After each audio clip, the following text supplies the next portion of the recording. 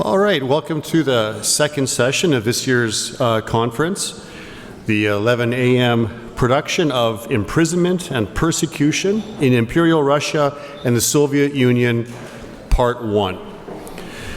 We have 4 presenters in our panel. I'll be the chair. I'm Brian Froese, and I'll just make some introductions with the bios that were sent to me. We'll listen to the presenters in the order of the program, and then we'll have the Jeopardy round after. Our first speaker, Nataliya Venger, on Peace, Order, and Offence, State Legal Regulation of Mennonite Colonies in the Russian Empire, 18th and 19th centuries. Nataliya Venger is a Ukrainian historian specializing in Mennonite studies, nationalism, with extensive teaching and research experience in Ukraine and Canada. She holds a Doctor of Science in Habilitation and a PhD in history from the National University, where she served as a professor, department head, and director of the Center of German-Ukrainian History Studies. She is currently a research associate here at the University of Winnipeg, contributing to the Ukrainian Archives Project. Dr. Venger is also co-editor of the journal Modern Studies in German History, Ukraine, and an active participant in international academic networks. Her research has been supported by such prestigious grants as the Fulbright Program, Erasmus, and the D.F. Plett Historical Research Foundation. Following Nataliya, we have Ed Krahn. Ed will speak to us on the 1925 Second Martyrs Synod and the KFK. Ed is a historian, a cultural heritage worker of over 50 years here in Manitoba, Saskatchewan, and Yukon.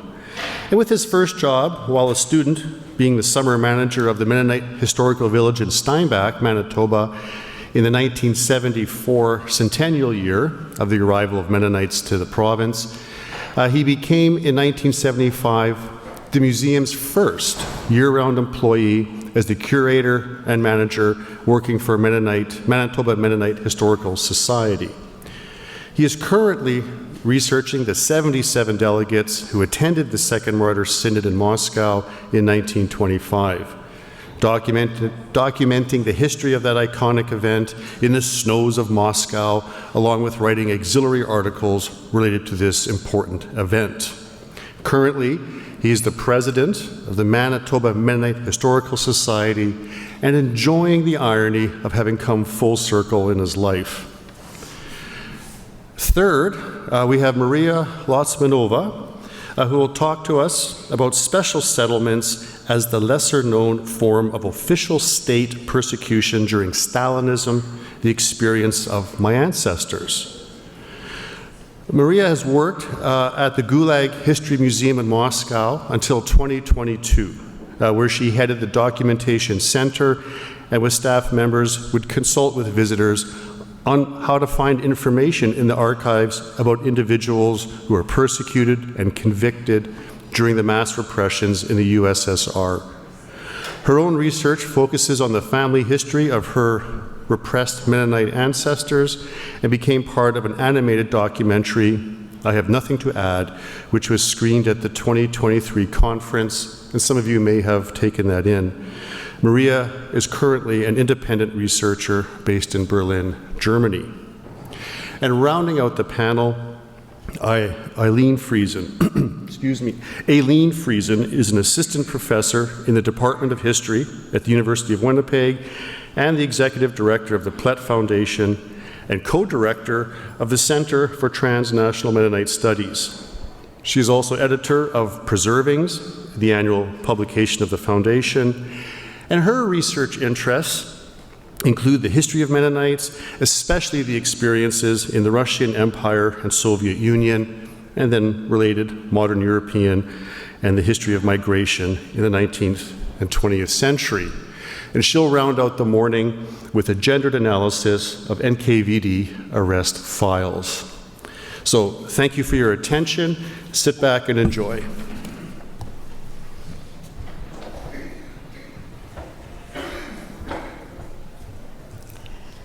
Happy Friday. Thank you for coming. and at this conference I'm responsible for the Russian Empire. I will consider how legislation was employed to regulate colonization and the further evolution of Mennonite colonies. Interaction between the states and the colonies evolved through distinct stages.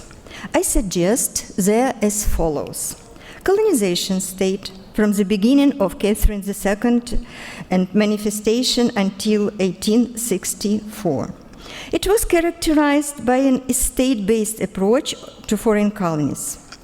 Unification stage, when the Mennonites were removed from the jurisdiction of the guardian authorities and incorporated in the general state legal system established by their 1864. We should also mention segregate by nature First World War legislation, which reflected specific critical moments in the history of the Russian Empire, and single out Germans and Mennonites on the basis of cultural and national criteria. For optimization, I will address only the first two, the most productive stages in the development of legislation affecting the life in the Mennonite colonies. Let me start with foundation myth. It should be noted that legislation of colonization was not Catherine II invention. Rather, it continued an earlier tradition established under Peter the Great, who invited military men in Russia. And also, Catherine never mentioned Mennonites in her manifestos. They can be considered as a starting point of a new stage of colonization legislation. Catherine issued manifestos that designated Volga River lands for colonization, and a few German colonies were established there, but they made a lot of problems for the Russian Empire. So, by 1766, Catherine had lost any interest, and the colonization program was suspended, was cancelled, as it was explained due to financial and administrative difficulties. As for Mennonites, Grigory Potemkin, the governor of Nova Russia, was the real initiator of colonization in Ukraine. In his correspondence with Catherine, he used his personal charisma to persuade the Empress to resume colonization based on the earlier manifestos, but this time on the new Ukrainian territories. The Mennonites, like other colonists, made use of Catherine II's manifestos, which stated that the internal jurisdiction of the colonies was left to the self-governance of the colonies themselves. And on this basis, a system for preventing and combating offenses will be soon established.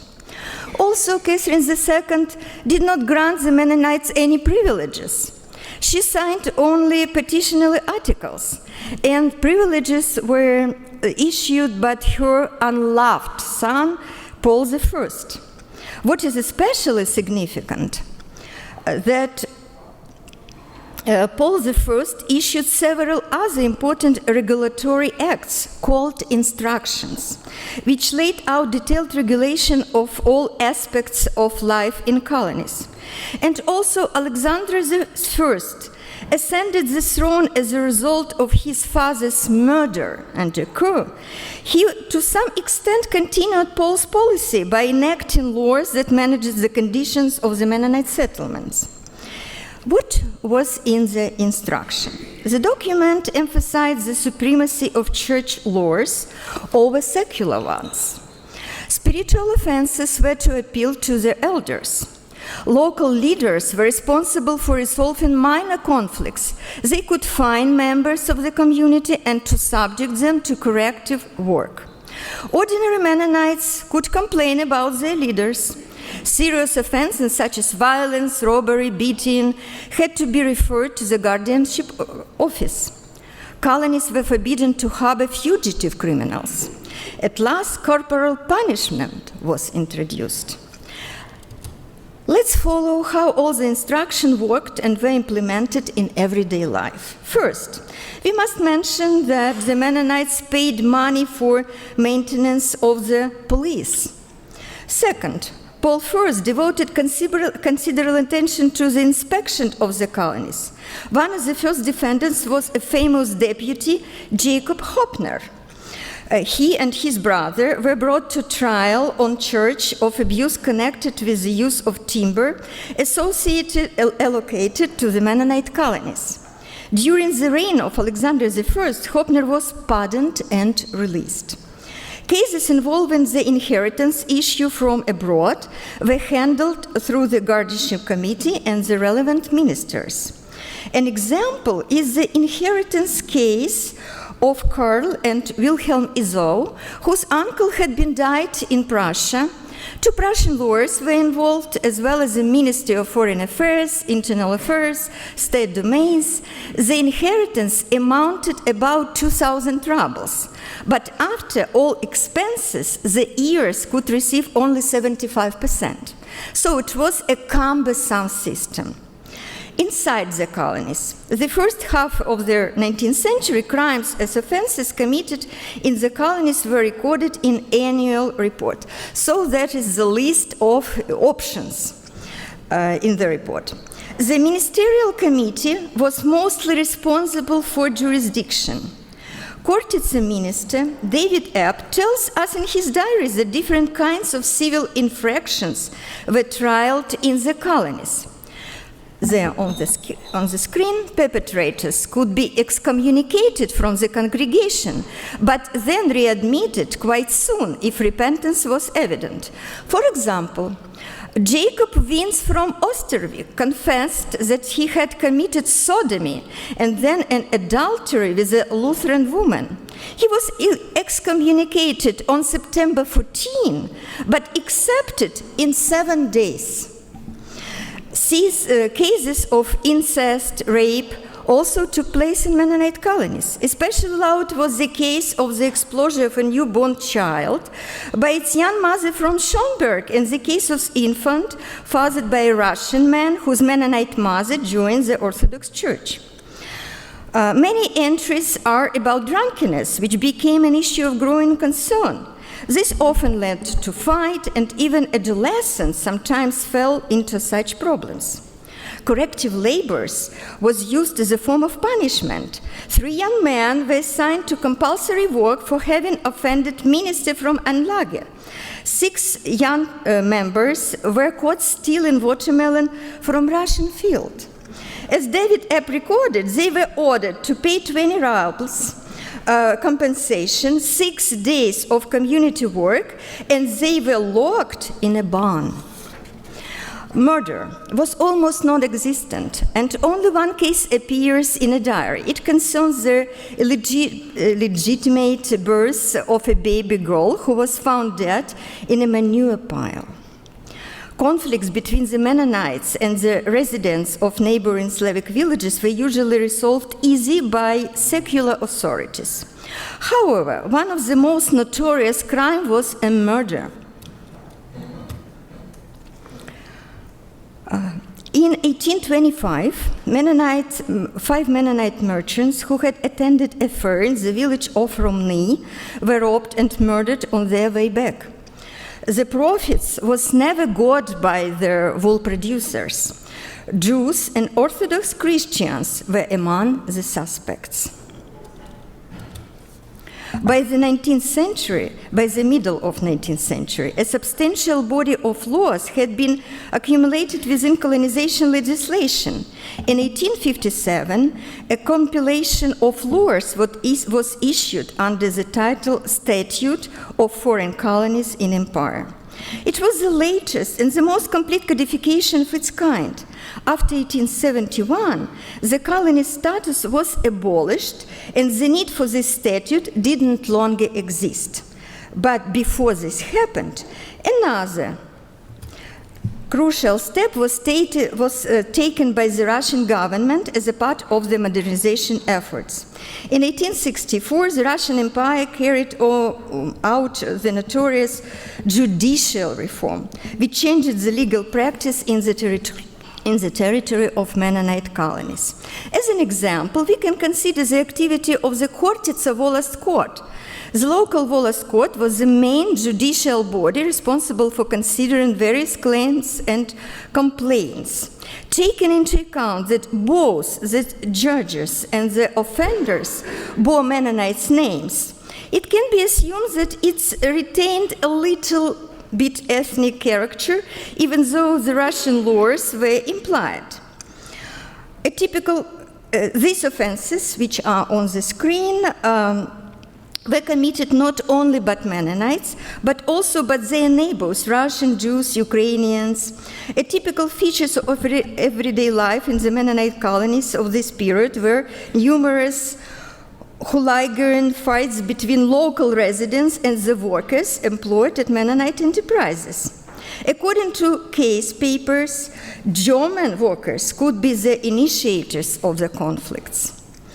Alongside labor disputes and monetary debts, ordinary domestic conflicts also occurred in Mennonite colonies. For example, a resident of Neuenburg colony Krahn was fined 5 rubles for publicly insulting the wives of female lands, whom she cursed with obscene words in the presence of a few witnesses. By decision of the Volast Court, a fine of 2 rubles was imposed of Mr. Neufeld for beating. He got involved in a minor quarrel that started during a game between his children and Michael Thyssen's young son. The latter shouted at Neufeld, and the innocent children playing ended with a fight between the boys' fathers. The most Mennonites strictly condemned manifestation of social anomalies such as drunkenness, begging, and idleness. A Mennonite from Schonhorst was sentenced by the Volast Court to 7 days staying in the basement for begging while leaving his own household without care and attention. Another case, well, the Mennonite communities became the target of systematic plunders carried out in various forms by local inhabitants belonging to the marginal strata of the surrounding villages. One of the most notorious crimes of 1906 was the murder of well-known entrepreneur banker Heinrich Abraham Niebuhr. The crime had no ethnic motives and was just a robbery. The crime As a result of the crime, 600 rubles were stolen. The heirs closely followed the investigation and offered a reward, 3,000 rubles for any information, as well as to a police officer who was able to solve the case. The attack was carried out by repeat offenders, Simon Sokolenko, Vasily Paganets, with the involvement of the neighbor coachman, Petr Knish. What made the crime particularly hurtful for the family? That Knish had saved the household faithfully for many years and enjoyed their complete trust. This was the third attempt to attack the entrepreneurs. The year 1906 was also the year of the first Russian Revolution, and that is why the case was investigated by a military court. Paganets was sentenced to death, but he died in prison hospital. Police detective Kostyuchenko, Ukrainian detective, was rewarded of 500 rubles. The sharp increase in overall numbers of offense and criminal incidents in Mennonite communities of Chortitsa forced colonies to significantly strengthen organizational and administrative structure measures, increasing the number of night guards, control over outsiders, raising the vigilance of ordinary residents, and so on. Despite this tactical success, the colonists were unable to fully eradicate crime and deviant practices. In my conclusion, I will stress again that the process of colonization in the Russian Empire was accompanied by the gradual development of a legal framework regulating everyday life in settlement. At its early stages, legislation was shaped within the estate-based legal tradition and provided Mennonite communities with significant rights of internal self-government. With the era of modernization, the colonies were progressively integrated into the broader legal system of the empire. In the context of modernization, negative phenomena were also reflected within Mennonite settlements. Hence, Mennonite communities were not an exception, but rather reproduced the same social legal pattern that characterized empire society as a whole, but with only the one differences.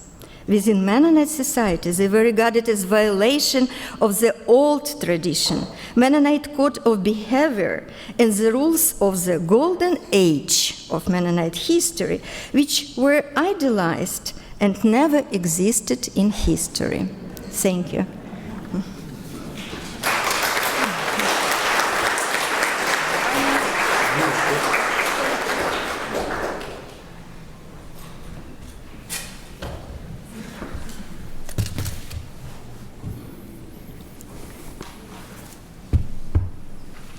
My screen went dead.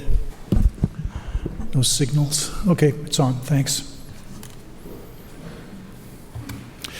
100 years ago this past January, in the snows of Moscow, 77 Mennonite leaders from across the Mennonite Commonwealth gathered under the auspices of the Kommission für Kirchenangelegenheiten, the KFK. They had left home and family.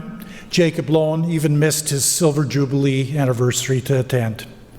Why had they come? Why? James Urey in Mennonites, Politics and Peoplehood observed how Mennonites traditionally dealt with governments. When they could not achieve their ends by other means, Mennonites resorted to approaching people in high office, submitting petitions and statements of loyalty, and even sending delegates with a wide representation of ministers as possible in the hope of influencing those they saw in positions of authority. This was one of those times. This was a time of crisis. The community had experienced the revolution, the Civil War, loss of rights, starvation, diseases, death. Historian Peter Rempel, in the March 2025 Mennonite Historian, has provided an excellent account of how the leadership of the KFK had arrived at this moment in Moscow. They had gathered for one last appeal to review the 8 points the KFK had submitted on their behalf. The start of the petition had its roots in the 1922 General Conference held in October in the Gortytsa colony. I would encourage you to read the article as it outlines the extensive steps that the leadership took to provide a unified front to the Soviets. At the 22 conference, they elected 4-person council with a paid chairperson, reviving the KFK, which had become dormant during World War I, the Revolution and Civil War, to lobby for changes. The KFK had its roots in the 1870s during a period of Russification. The government's concern about German settlers on their western border, and particularly the Mennonites, a people unto themselves who would not assimilate, led to this policy. Despite having provided assistance of medical care and supplies to the Russian Empire during the Crimean War, they were unwilling to give up their status as pacifists. The government would force assimilation by opposing Russification in the education system, and they must serve the state, at least the very little, as being an alternative service. This led to the group migrations of the 1870s. Initially, the lobbying was through a convent of elders who would meet to bring concerns to the authorities. The main issue in 1879, following the immigration of Mennonites to North America, was the separation of alternative service from the military and to allow the supervision of the spiritual welfare of the young men. Issues such as education, hospitals, religious training, history of the Anabaptists, missions, church practices led to adding additional delegates from a wider perspective. The first larger group conference occurred in 1882. In 1906, a formal invitation was sent to the Brudergemeinde to join. By 1910, the Imperial government required a list of delegates, an agenda for prior approval for the meetings, and to allow the meetings to occur in German. World War I led to the meetings being halted. Following Russia's withdrawal from the Eastern Front, the KFK started up again in 1917, but the resulting civil war and anarchy brought another pause in operations until the 1922 meeting. Because of rapidly changing events, the executive was given special authority to be able to respond in cases of emergency. The Soviet Navy had been the backbone of the revolution. So the Kronstadt Rebellion in March 1921 shocked the Soviet leadership, resulting in Lenin easing up on restrictions to the new energy policy, the NEP. With the NEP, there was hope, which was reflected in the 1922 meeting. In May of 1924, the KFK finally submitted the 8-point petition. They got approval to hold the conference, to review the results of the petition, and to receive directions from the delegates for future action. Who were these leaders? Some were venerated altistas, others younger men who had shown leadership during the Revolution, Civil War, and famine. There were entrepreneurs and former Foresti camp leaders, some from estates, others from humble backgrounds. They represent the Kirchengemeinde, the Allianz, Brudergemeinde, and at least one Templar. They were facing the start of colonization of agriculture and industry, along with the suppression of religious life. They were hoping for a compromise. This had worked in the past. The government would act, the Mennonites would petition, and a way forward would be found. What the delegates did not realize is that this death of Lenin a year earlier, his NEP policy was under review, and a power struggle was taking place at the highest levels of the Soviets.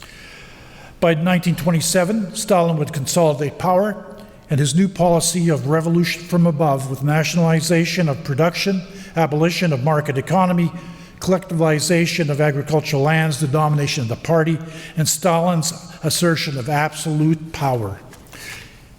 Each day during the conference, they opened with a song, a prayer, scripture, and a devotion, except for the very last day, when it occurred at the end of the day as a benediction and sending forth, a call to action. What had they gained? They were allowed to produce their own periodical, Unser Blatt, and in some hope of being able to establish their own school of theology. Plus, they had confirmed support for continued lobbying by the KFK. The KFK was already helping to cut the red tape to acquire passports. Franz Thiessen, a presenter of the role of choirs and music at the conference, was living in Moscow prior to his immigration to Canada. He spent that time working to obtain passports for others. Some delegates, such as Johann Martins from the Fürstenland, sensing a dark undercurrent, left ready to start planning with their church councils for a group exodus. Johann Bickert returned to Arkadach, having heard his name was on a list because he assisted young men with their CO status. In the end, he was able to round up a few families, and shortly afterwards left for Gretna, Manitoba. During the conference, the Canadian Mennonite Board of Colonization had sent a telegram reminding the delegates that they were ready to assist with immigration. Some delegates were ready to leave, but their congregations were not. Some were elderly, like Peter Fredrickson, one of the few to die of natural causes. Some, being unable to pass the medical exams, had to remain. The delegation from Wittenberg, under eldest Isaac George Krahn, returned to the communities to actively campaign against immigration. They had stood up to the government in the past with success. They would do so again, but this time it was different. What happened to the 77?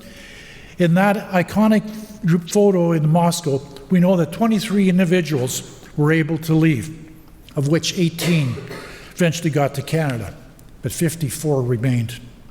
They faced the full power of Stalin's government draconian measures.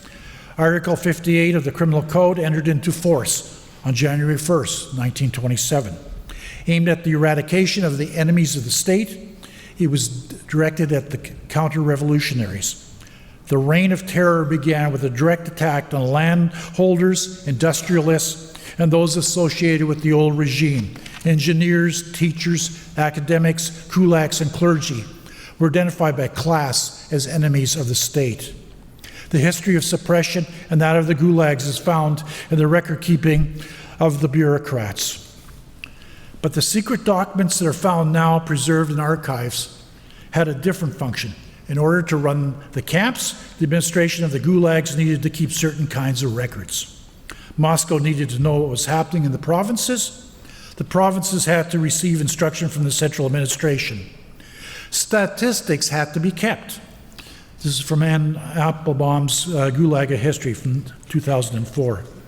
The first arrest of the delegates started in 1927. David Heinrich Lohen of Orenburg was arrested and sent to Tashkent in Central Asia. There he was tortured severely to the point that he went mad. When his wife visited him, he did not even recognize her. He died there in 1930.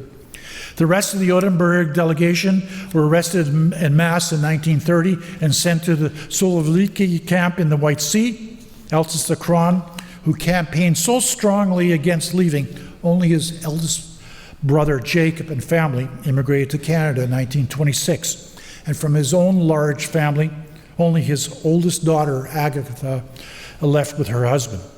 A little sidebar, she gave birth to her daughter Frida at Atlantic Park on the voyage to Canada and on their way to Rosemary, Alberta. Let's take a closer look at Altus the Krahn, who said, "We'll stand up to the Soviets." I must thank Maria, sitting on the panel, and Vladimir Redikup for the information I received. Isaac George Krahn, Grandma number 226932, born October 21st, 1882 in Schoenhorst, Squartitza Colony. From the files, nationality, German, social status, middle peasant, specialty, teacher, literate, non-party member. Arrested September 24th, 1930 by the Joint State Political Directive, the OJPU, the secret police, under the political directorate of the Council of People's Commissaires of the USSR. Prior to arrest, he was a minister of a religious cult living in Dolomovka, number 9, Orenburg. Trial by Troika of the OGPU on November 28, 1930, under Article 58.6 and Article 58.11 of the Criminal Code, imprisoned for 10 years. While serving his sentence, he was convicted on September 26, 1936, by a special collegium of the main court of the AKSSRC, an annexed province from Finland, under Article 58.10. Sentence was increased by 5 years. Article 58.6 is espionage. Article 58.10, anti-Soviet agitation and propaganda. 58.11, organized counter-revolutionary activities.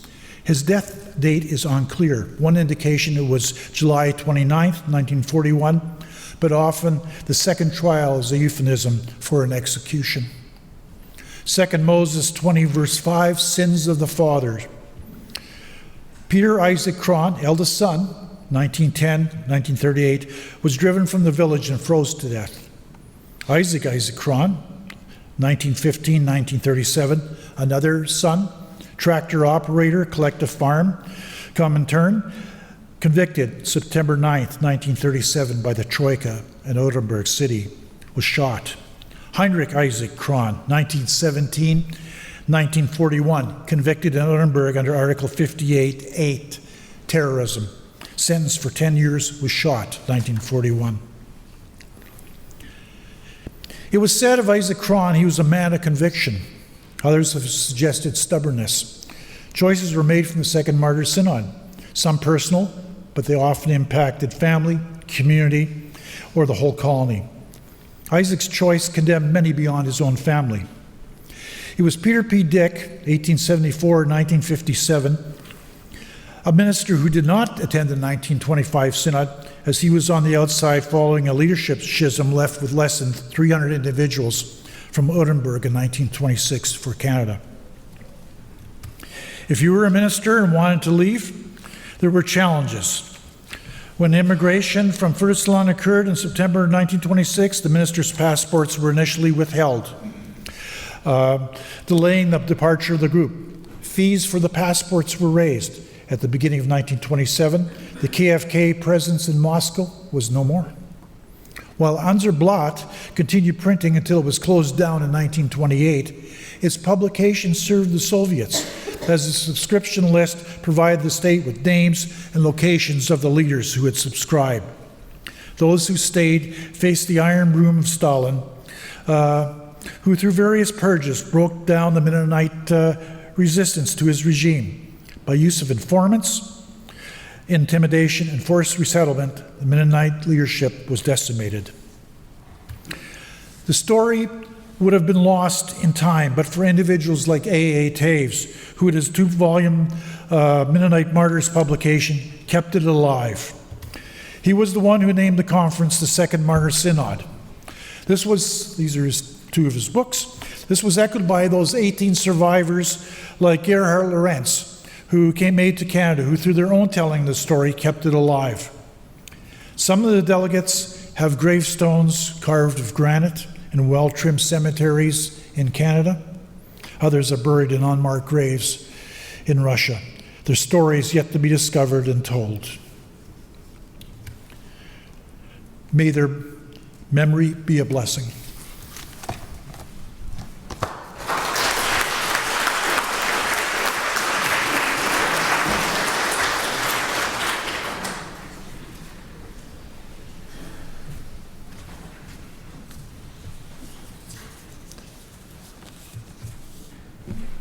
So, how do I click the slides? Just, okay, like that, okay.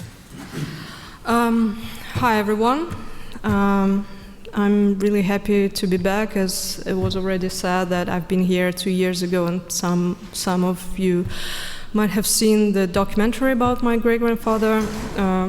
No documentary today. I hope not to disappoint you with my paper.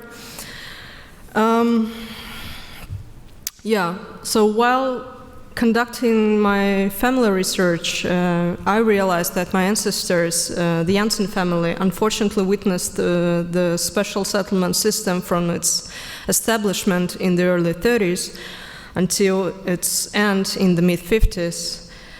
And as the title of my presentation suggests, the special settlement system was a lesser-known form of official state prosecution during the Stalinist era.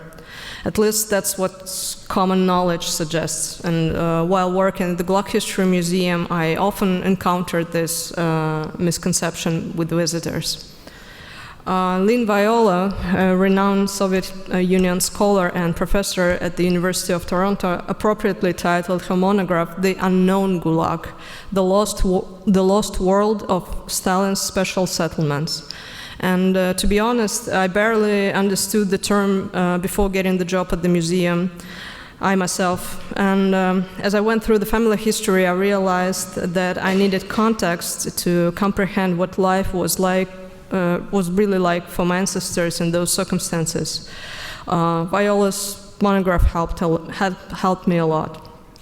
And today I would like to give a brief overview of this phenomenon based on the documents from my family archive, and this is more of a personal perspective than an academic one. Though through my presentation I hope to draw extra attention to this issue and demonstrate its significance. So what is a special settlement? It's a state-imposed way of life for enemy classes, involving forced resettlement in designated areas and prohibiting residents from living under threat of criminal punishment. It also restricts many other civil rights: to vote, to choose a job, to have own property, etc. And this is a general definition, but I'll cover other details as the presentation continues. Over the time, the Soviet government designated many groups as enemy classes, certain social classes, nationalities, and historical groups. These were acts of repression without individual charges, applied in most cases based on formal group characteristics. The beginning of the special settlement system was the dekulakization. The term comes from the word kulak, the fist. Kulaks were farmers wealthy enough to own their own farmland and hire labor. That operation had not only political but also economic goals. Personal property and land were to be expropriated, and the kulaks were to be sent to underdeveloped areas where they could be used as laborers. By the time of the operation, my great-grandfather, Jakob Jansen, had nothing to do with the land. His son, Peter Klimuk, writes in 1959 in his application to rehabilitate the father. He hadn't worked on the land for 3 years, but as a foreman on hydraulic engineering projects. I still vaguely remember how my mother would bring home bread she had bought with ration cards from the shop. We didn't have much property, a small 30 square meter mud brick house and an old cow. So this is the house. This photograph has been recently found in one family archive with the help of Christine Amazonas, who is also sitting here. Nevertheless, the Soviets considered the times in the 1910s and in the beginning of 1920s when Jakob lived with on his father's property, as his father, Peter Jansen, was a wealthy landowner. On May 16, 1931, the family was selected for dekolonization and exile from Crimea to the Arkhangelsk region in the northern Russia. In the family photograph of 1929, the youngest child sitting on his mother's lap was Gerhard. He was also listed as a family member in the decolonization order. However, no trace of him was ever found afterwards, so I conclude that he must have died on the way to Arkhangelsk or shortly after arriving. My grandmother, Leni, was born at the special settlement on October 25, 1931, which means that her mother was already pregnant when she was deported.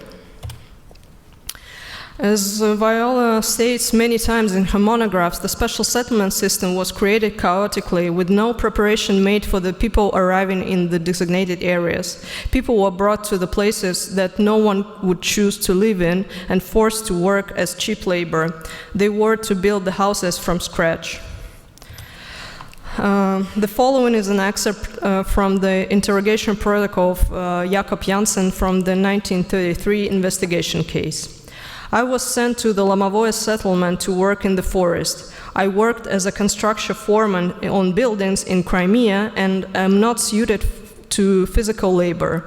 Moreover, I do not have the same physical strength as others. Having 5 children, I could not feed them on the rations I received through the cooperative, so I wrote letters to my brother-in-law, Abraham Harder, who lived abroad in Kaiserslautern, Germany.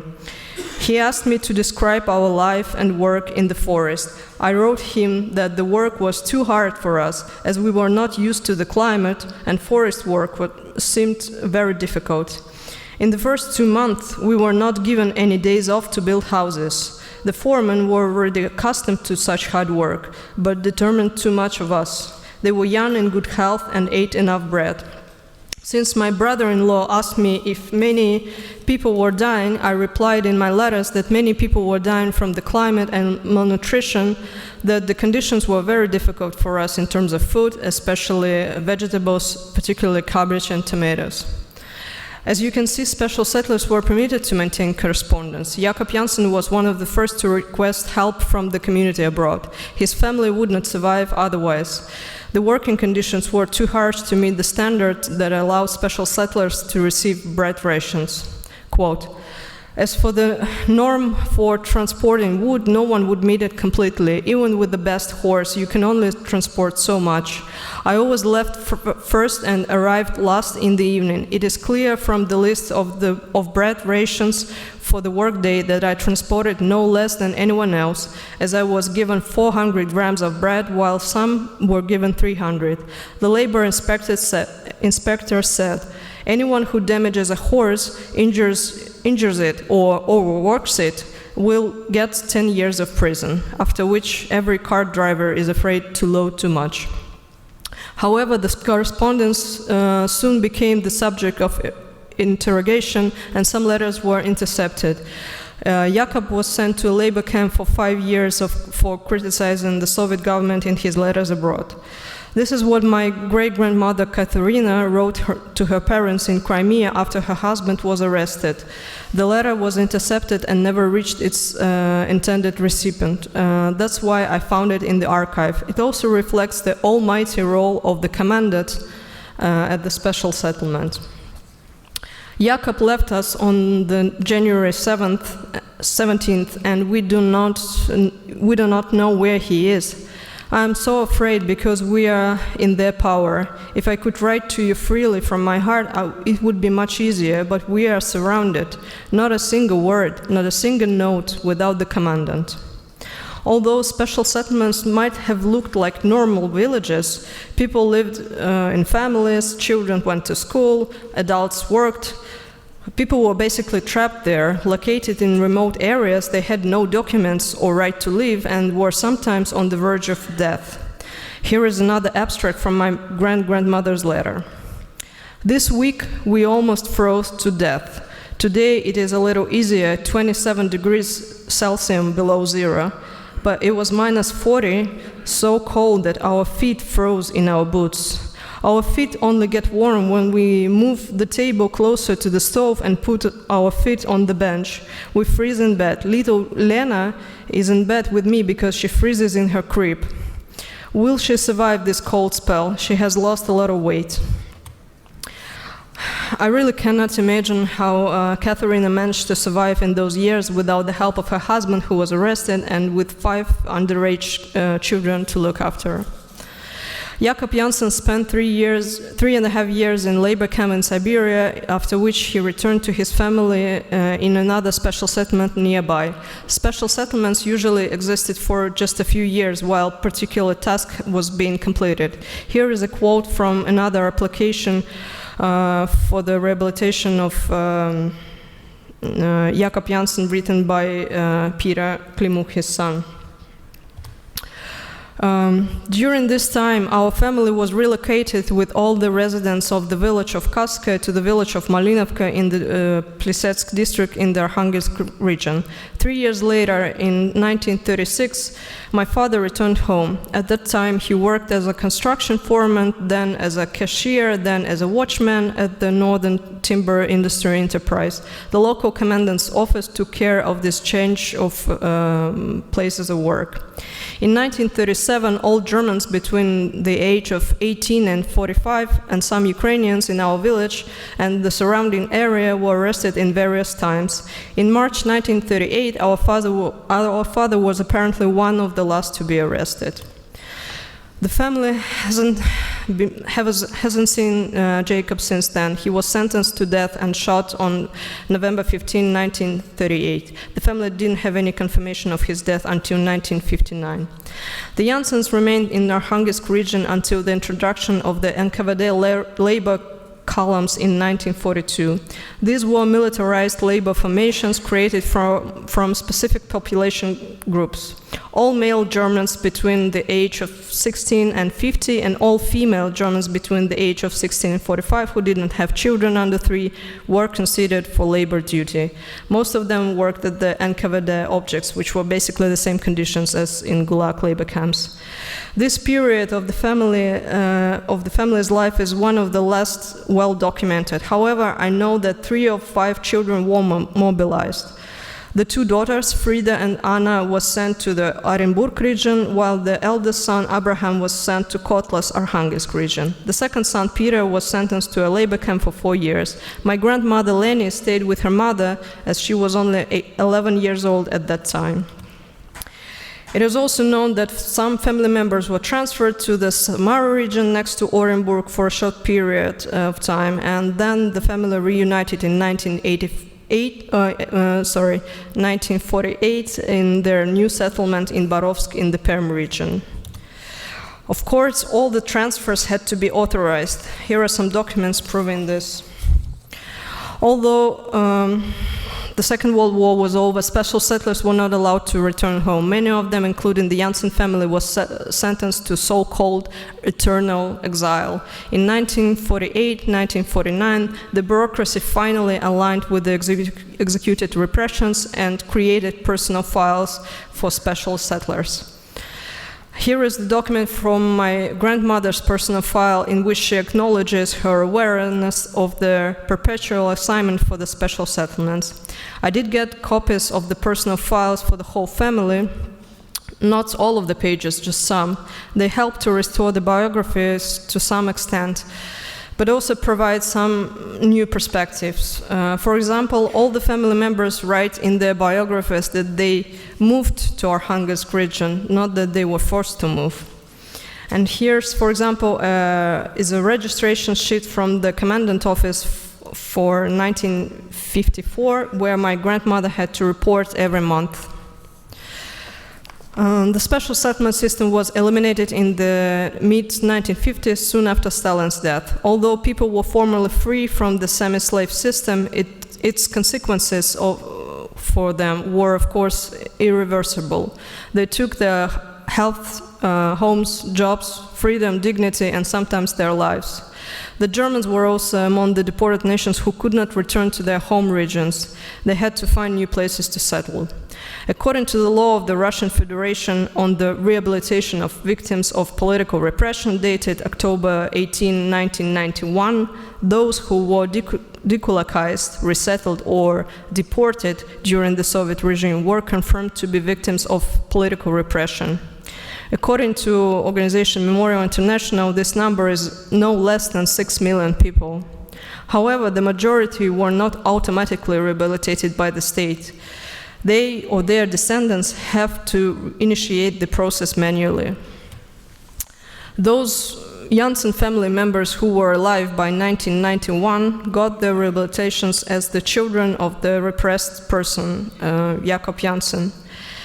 But in 2019, many decades after the repression happened, I received their personal rehabilitations.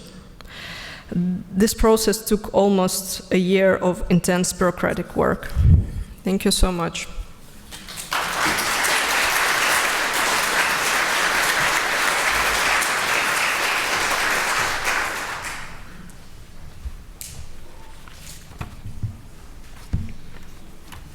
Thank you for sharing that incredible story with us, Maria. That is really heart-wrenching, and for all your effort at getting these documents for your ancestors. It's, difficult work too, but very warranted and necessary.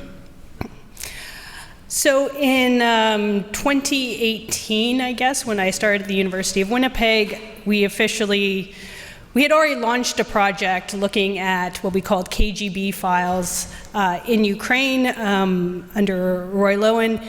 But I took over that responsibility in 2018 when I officially started here at University of Winnipeg. The idea being that these documents were made accessible by the Ukrainian government, and that we should help people who had lost family members and who didn't know what exactly had happened to them. So we started collecting files, mainly initially based off of requests coming in from people who, like I said, didn't know their grandfather, father had disappeared, typically in 1937, and we used the resources produced by Ukrainian archives, and then also made contact with Ukrainian archives in order to get the physical documents, well, digitized versions of the physical documents of people who had been, quote, as Maria says, rehabilitated, so the state admits that they are acquitted of the crimes that they had been accused of. And so these files were coming in, and there wasn't really a rhyme or reason to what kind of files we were collecting. It was just based off of sort of people writing in to us. And as the project continued, I started to try to identify a variety of files based off of, sometimes there were these mass arrests that would take place, and so trying to figure out, for instance, there was one in Niederhortice, trying to figure out what happened there. And then there were other documents related to ministers who were arrested, typically in the mid-30s. Sometimes there were people arrested in 1929 for a variety of offenses. There were also people arrested in 1921 as part of these rehabilitation files for not paying food taxes. And then there were files in the 1944 to 1945, mainly of women who had been registered as Volksdeutsche under German occupation, and then when they were, some of them had left the Soviet Union with the retreating German army, and then when they were kind of brought back or came back, in some cases, they were then charged with having registered as Volksdeutsche by the Soviet government, and many were then sentenced to 5 and above years for that offense, and then later on were, quote, rehabilitated by the Soviet, and then in some cases the subsequent states. I don't know if they were ever rehabilitated by the Ukrainian states. Well, I won't say that. Anyways, so as I was collecting these files, I was trying to sort of figure out what could be done with them, and especially what could be done with them in light of the vast amount of scholarship that has taken place on the ideas of, or the experience of Stalinism, the experience particularly of the Great Terror in 37 to 38. And when I was preparing for this conference, I thought, oh, well, maybe I'll do a gendered analysis of this, not actually knowing what I would to expect from these documents, and thinking, well, hopefully I can find something. And what I found was pieces of stories that still need to be sewn and woven together. But one of the interesting stories that is known about within the community but hasn't necessarily been fully addressed was, first of all, the fact that these files are overwhelmingly male. So, male victims, right? Many of them arrested, interrogated, and if it was in 37 to 38, executed. Male perpetrators, so male NKVD agents coming, arresting, bringing into prisons, interrogating. Witnesses, there can be women in the witnesses, so people giving, and when we say witnesses, it's not necessarily someone trying to get someone into trouble, but they are brought in by the Soviet state and they have to answer questions about this person. Witnesses, sometimes women appear, but by the vast majority also men giving evidence or answering questions about other men and their quote-unquote crimes, which of course were invented. And so it is an overwhelmingly sort of male space in which women come into play. And Marlene Epp has explored this in her book, Women Without Men, as sort of the collateral damage of everything that's taking place. So they're the ones who their husbands disappear. They're the ones who then have to cope with feeding the children. They're the ones who have to sort of provide the labor of care that goes into visiting their husbands in order to bring them clothing, bring them food. And they're the ones, as Marlene Epp shows, who try to recreate new types of family structures in order to compensate for the loss that has taken place within their personal families. And one interesting element of this, this period of repression, particularly when we're looking at 37 to 38, was this one order, Order 00486, which specifies the repression of women. So this was the order that stipulated the arrest that came down from Nikolai Yezhev, the head of the NKVD, that specified the arrest of wives of enemies of the motherland. So in other words, if we have arrested your husband, now we can come in and arrest you as well. And when I started to look into this more closely, I found that yes, exactly. So there had been an arrest in April 1937 of a number of different engineers and other people workers associated with the Kamur plant in Zaporizhia, the former Koop plant, and that happened in April. And by September 10th and September 11th, 1937, there was arrests of women then in Zaporizhia and in Hortitsa. And so under this arrest, they rounded up a number of different, quote, wives of traitors, including the wife of Peter Dick, Elizabeth Dick, the wife of Gerhard Ham, Anna Ham, and there were also Anna Martins, Margareta Wientz, were all arrested. And they were brought to prison. Now, of course, when you arrest the man, and if a family unit still exists, you have the women, right, who are there to take care of the children. Well, in this case, the idea was, in essence, the destruction of the family. So they already knew that if you arrest the wives, then that meant that there were children that needed to be dealt with, right? And so the Soviet state decided to deal with children by sending them, if family members couldn't take care of them, local family members, of sending them to orphanages. But if we can go back to this sort of the initial arrest, so these women were arrested, held for months in prison. They were interrogated briefly. So we have the file of Anna Ham, for instance, who was interrogated by NKVD agents about whether or not she was a counter-revolutionary who was supporting her husband in the crimes that he had been accused of. Notably, even it was probably, I think, right after the arrests of these women, their husbands had been convicted of the crimes and sentenced to death.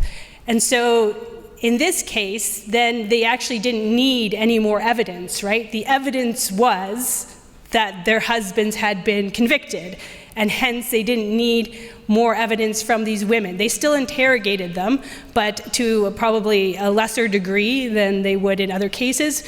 But they held them in prison for months at a time. And so I started to think about, so if we look at the memoir literature, we see the incredible amount of labor, as I mentioned before, that women gave, this labor of care that women gave to their husbands that had been arrested, traveling to the prisons, bringing them extra food, bringing them clothing, trying to, engage with them.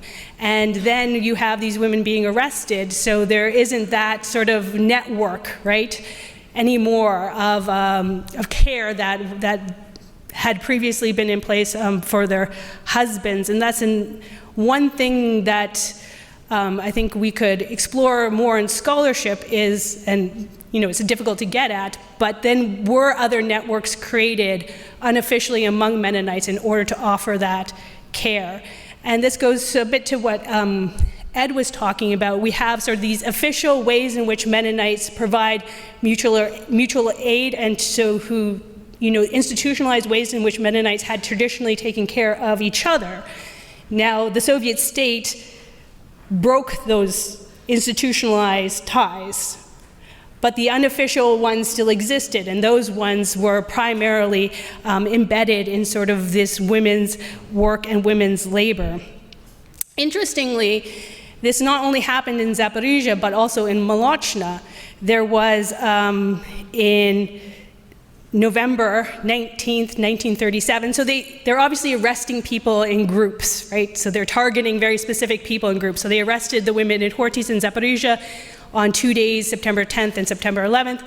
November 19th, they're going through the Molochna colony arresting wives of traitors.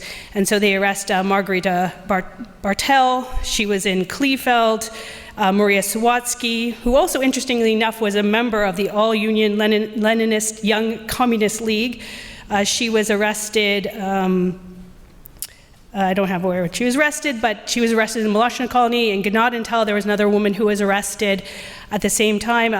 Maria Regier was a 49-year-old collective farm worker in Molochna, and she was also arrested, all on the same day. And then they were all kept and held. Now, in this case, so in the case of the women arrested in Zaporizhia and Hortitsa, they were all sentenced to 5 and above years in prison, and so they were all sentenced and taken. But in the case of Molochna, there were all of the charges were stayed, I guess, due to, quote, lack of evidence. So they were taken into custody, they were kept, but then they were released.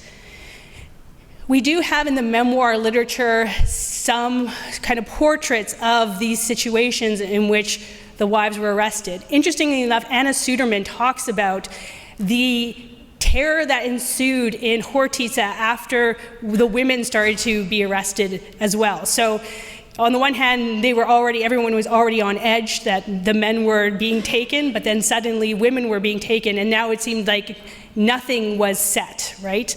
That nothing could be, you never knew what was exactly was going to happen. And she describes this as just like sort of a time in which people stopped talking to each other because they just didn't know what was happening and what was taking place. In the cases in which the arrests actually happened, we have some memoir literature written by the children who were there, whose lives were torn apart when the NKVD agents came into their homes.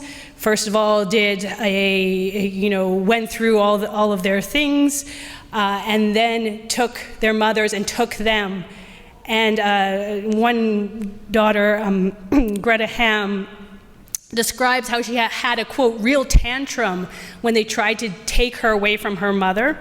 And to pacify her, the NKVD agent told her that she would be reunited with her mother later, which of course turned out to be a lie. And as she described, for me, the doors of the orphanage opened, and for her, the doors of the jail. So for her mother, the doors of the jail opened. It became a hard reality of what to do with the children. In some cases, a grandmother stepped in and took care of the children and brought them into her home. In other cases, family and friends were left wondering whether or not they should, whether or not they could handle taking this in, whether or not they could handle the implications of taking in the child of whose parents had been considered enemies of the state. And so Anna Suderman also describes this dilemma in relation to her niece's friend, who had been placed in an orphanage after both parents had been arrested. And she weighed the idea of taking these children into her home, but ultimately decided that her family couldn't, and that she just had to carry her, quote, sense of guilt towards these children. Later on, she would go visit this one particular child, and it had been Soviet policy as well not to put the children into orphanages locally, but to move them outside. So, I mean, a real break from the environment that they knew. And so in this case, they moved the children over 1,000 kilometers away north, but Anna had relatives in that area and managed to go see and visit these children. And so that was, once again, having to confront the realities of these arrests and what it meant for these children and their families. Ultimately, after a few years in this orphanage, a number of the children were placed with family members, but it all took time. I might just say a little bit about the actual interrogations, because this is something that really struck me. So I read interrogations from 37, many of them, and as we'll hear later on probably, it's invented, right? So right away, in many cases, because these men are being tortured, they're being threatened, they say, yes, I was a Soviet spy, I was going to poison the Dnipro or whatever. I mean, there's all sorts of things that are invented, stories that are invented that they agree to because they're under duress. Obviously, they didn't do any of this. But in the case of these women, I don't know if it's because that there's sort of less at stake because they already have the evidence they need, but they are defiant in these interrogations, so defiant that I actually believe these are their words.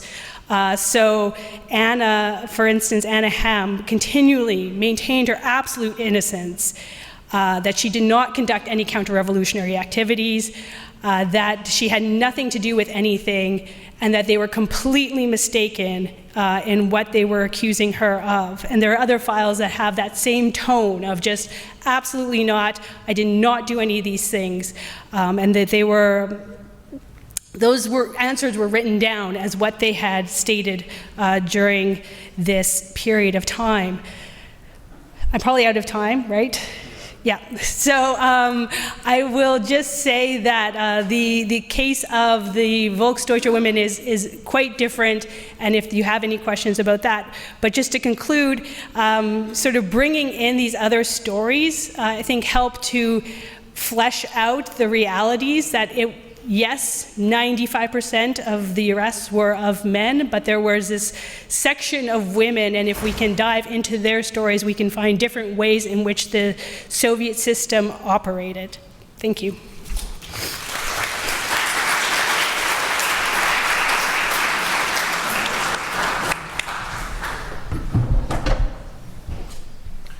Hi. We have about 20 minutes for questions and discussion to the panel.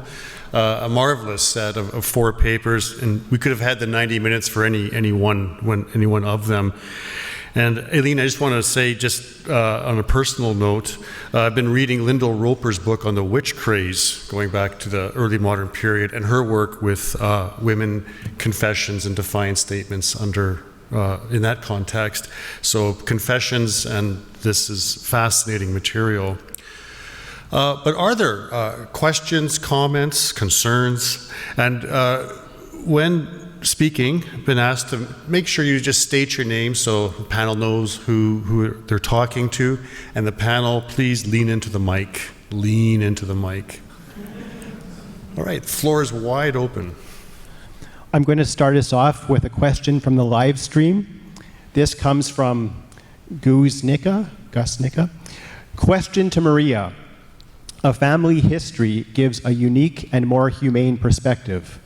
Were you able to talk to your relatives who lived as special settlers about their their experience and hardships? Well, actually no, because, for instance, my grandmother, she died when I was a teen. I was like, I don't know, 15, 16. I wasn't interested in family history back then. And her siblings, they lived, some of them lived abroad. Yeah, some of them, mostly lived quite distant from me, and I didn't have a chance to talk about it with them. But I also know that they are children.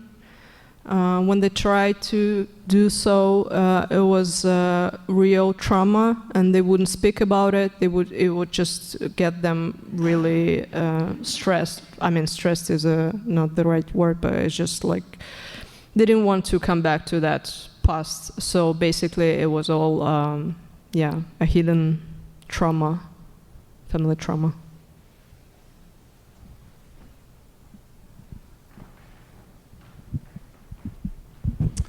David Zacharias for Aileen. So I have a question concerning the interrogation of the men. You mentioned that they were under duress, which I would expect.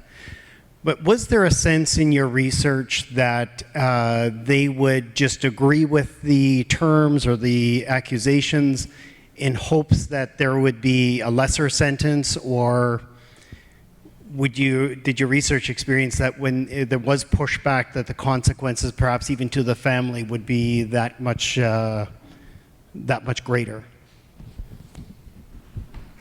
Maria might be able to also answer parts of this.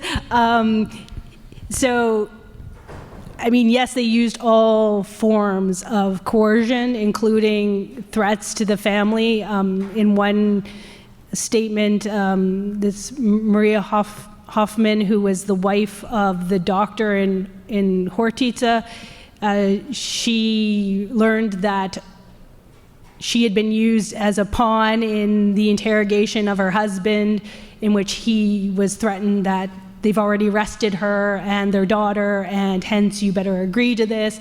They used all sorts of different, and I think also Werner's presentation will get it, they used all sorts of different beatings in order to, make people confess. And then the part of the problem with any sort of confession in order to try to get a reduction in sentence is that they want your collaborators. And so now you're not only confessing, it's not just you, right? Now you also have to give evidence against other people, which some people did in order to try to get a lesser sentence, but that also tended not to work out for them either. Maria, I don't know if you have anything else to add. Not really, but well, I would think that there would be different strategies how to.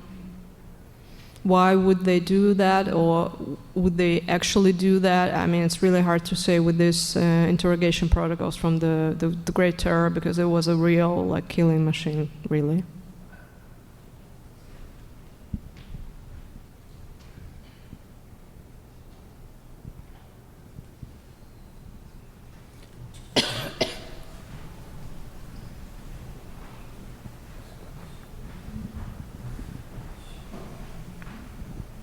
Tobin Miller, Scheer, University of Montana. I was fascinated by some of the photographic evidence that Ed and Maria you had in your presentations. And this is just a point of curiosity. Ed, in your talk, the group shot was just arresting, where these men are gathered, looks like in the snow, some lying down. So my question there is any comments on the shot itself, but also it was clearly public at a time where I would wonder about them being concerned about secrecy and the state supervision, that kind of thing. So that's one question. And Maria, in terms of the family shots that you have, can you give us a sense of how common it would have been for a family to afford that kind of public, that studio shot? I mean, it's very interesting that that's part of your family story. I'm wondering the class implications of that. Any comments from either of you? Thank you. The shot in Moscow, there's another conference that takes place the very next year in the Ukraine, and there's also a group photograph. So there's sort of an attempt to, I think they understand it's historic. It's a historic moment, and they're there, and they already know that things are happening. I mean, Johan Bickert knows he's on a list. He's been defending young men who are wanting alternate service. He's been involved with the Forest Eye earlier. So these guys do that. So I think to some extent they were out there. They knew they were out there. And so being in the photograph was just sort of a historical moment that they thought they would be there. But to have them stand there now, and that photograph shows up all over the place. It's been showing up, even recently there's some publications where that group of that Second Martyr Synod, I mean, it's, and even in Canada, the ones that made it to Canada, I mean, Conrad Stace has talked a little bit about how some of these guys in Canada, most of them all served on the Brudergemeinde or the Kirchengemeinde. They were ministers, they were Ältestas, they worked for MCC, some of them worked for the colonization board. In some ways it was a guilt because they knew what was happening, because people like A.A. Taves was recording the information of those martyrs. So they knew this was happening. So they felt led that they had to do something to serve as well, although they didn't have to have the sword and fire in the end. But I mean, it was traumatic. One of the individuals who came to Canada in the end took his own life because of just the whole aspect of, you know, he had survived. Why had he been one of the ones to get out? Why was he one of the, you know, the 23 that got out? Others didn't. So I think they knew the moment was there and they were willing to stand up. And but I mean, a lot of those were tortured and a lot of them had confessions and everything else. But I mean, you know, Isaac Krahn, I mean, his three of his sons were, the same thing happened. They too, because they went not only after him, they went after his family. Referring to the shot taken in the end of 40s, family shot, yeah, although it's on the after the Second World War, but I would say that the way of life, the system kind of got settled a little bit, and yeah, to my understanding, it's just since the family traditions were so, you know, well, the family was the essence of this living, and yeah, and I would imagine that they would be still in contact with other family members who would be living somewhere distant, and so yeah, I would imagine that they would would find a way to take this family shot to just like kind of fixate this moment that they're still together after all these years and everything. But talking about this shot from the 1934, that was a bit striking for me, and this is also coming from one family archive, and like this situation is still not very much clear to me, but like the like how was it really possible, yeah, for them to find a way to get a picture together? But yeah, well, at the same time, yeah, as I said, this system was like a something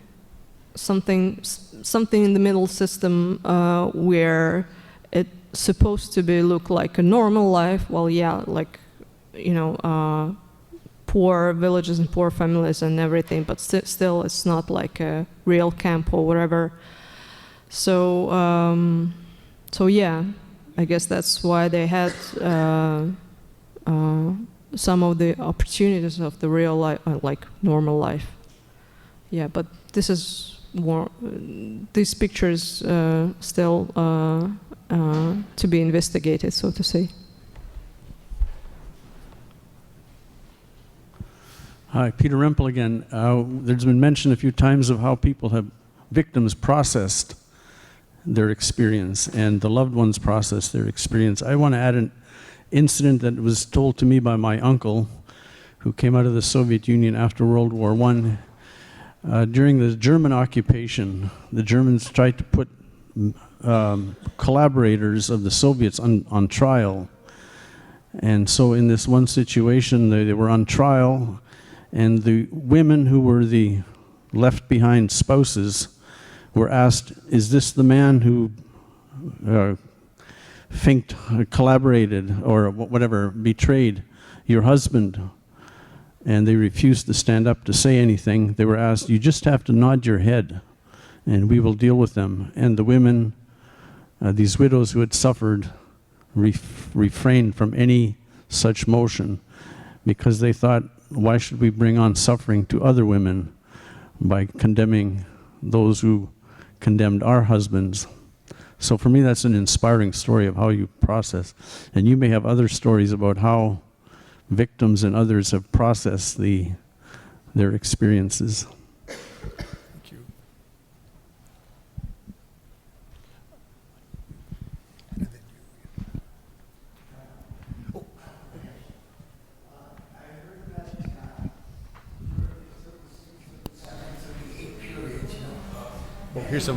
Here's a microphone.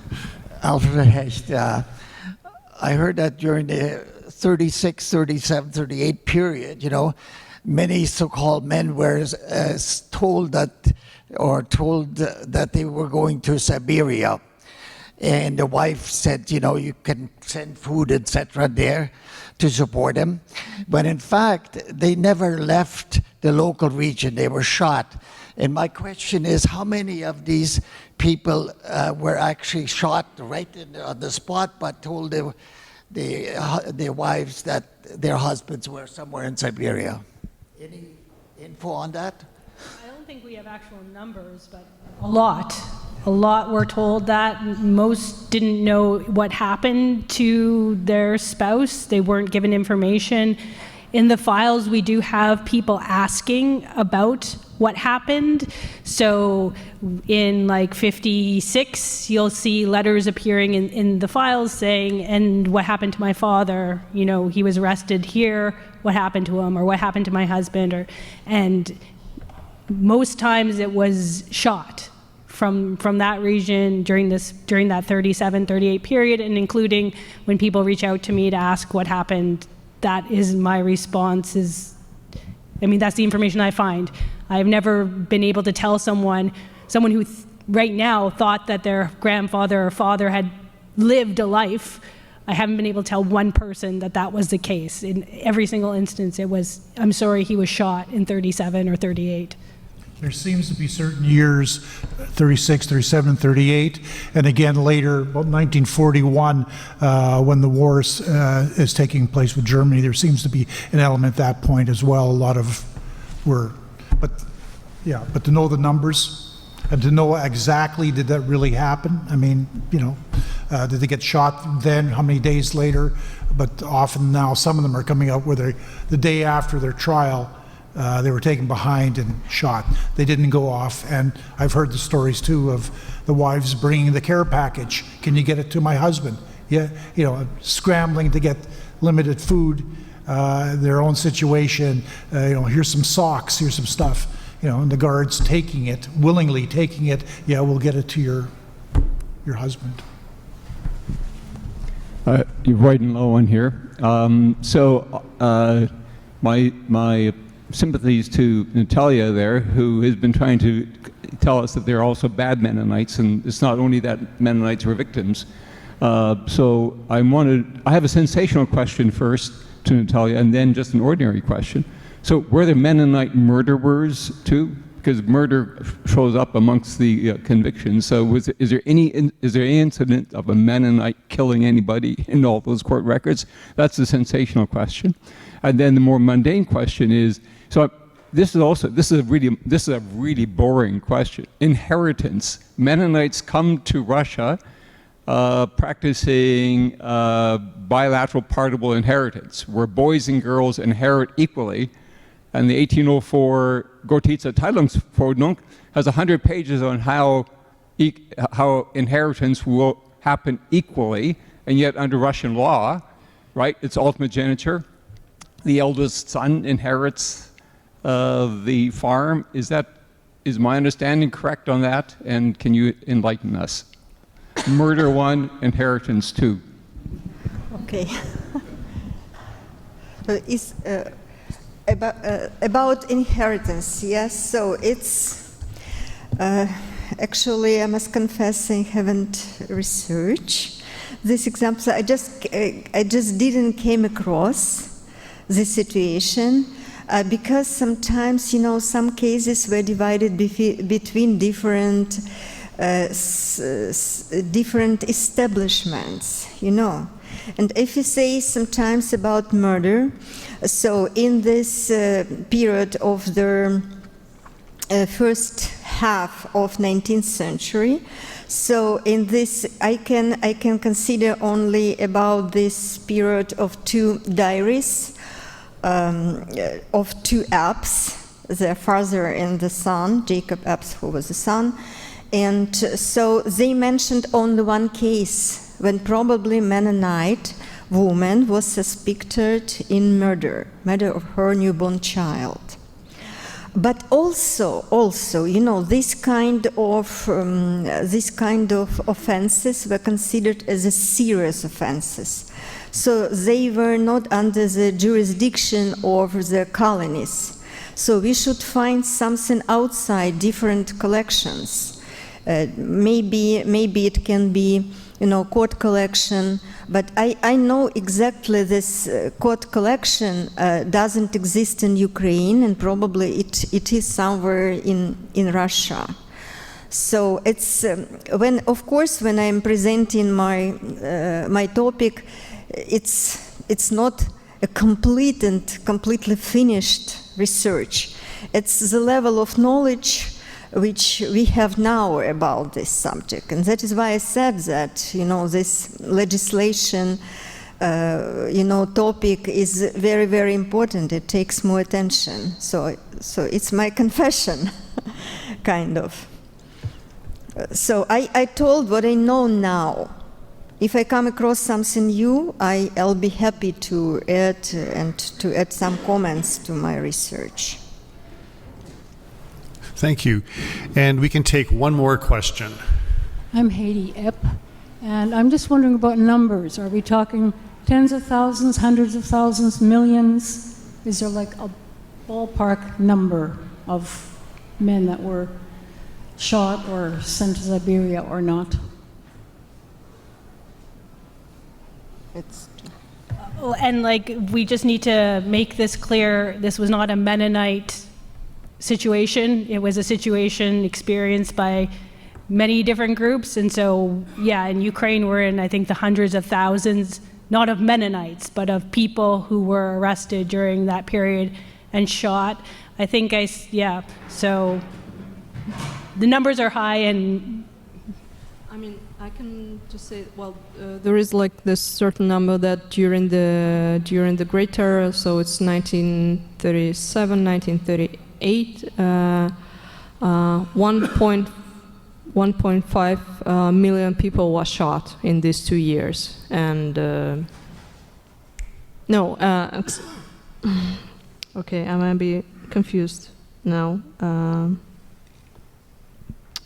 No, I'm. Okay, I have just right. Sorry, I'm jet lagged probably. But